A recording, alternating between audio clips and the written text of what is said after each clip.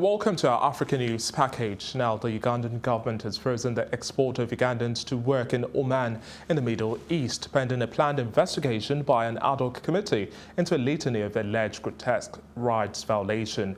Gender Minister Janat Mukwaya, announcing the suspension yesterday, gave no timeline of when the probe committee will start work. Quote, "We have suspended any labor exportation to the country due to the many cases of violation of migrant workers' rights," the minister said, disclosing that she last week was on the same plane with 15 Ugandan women she suspected were being trafficked to Jordan. Most victims are individuals processed for their jobs by companies that have not signed up with Uganda government to regularize their business, presenting to authorities a challenge of how to trace their whereabouts or demand accountability.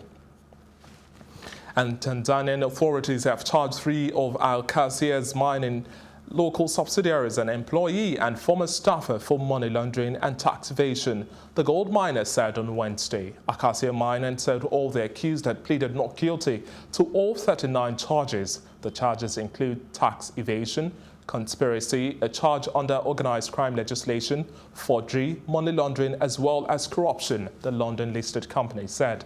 Acacia, which is Tanzania's largest gold miner, is locked in a long-running dispute with the government, which has accused the company of tax evasion. The dispute between Tanzanian government and Acacia culminated in a $190 billion tax charge in the year 2017 against the miner.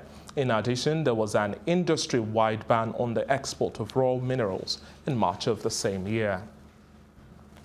Hearings will continue today, October 18, in Yaoundé, where 2 main opposition parties are challenging the presidential polls of the October 7 before the Constitutional Council. 16 of 18 petitions were dismissed by the council on the first day of its sitting earlier this week. The only 2 admitted were that of main opposition parties, that's the Social Democratic Front, SDS, and the Cameroon Renaissance Movement, CRM. The CRM, led by former Minister Maurice Kamto, went into the polls in a coalition with Akeremone's Now movement. Mr. Kamto claims he won the vote. He stressed before the council that he stood by the declaration, quote, "My declaration on 8th of October was based on information from my representatives and some polling stations in most regions," state-owned CRTV quoted him as saying. Meanwhile, Maurice Kamto's lawyers have called on Constitutional Council members to examine their conscience and render judgment that will protect their legacy.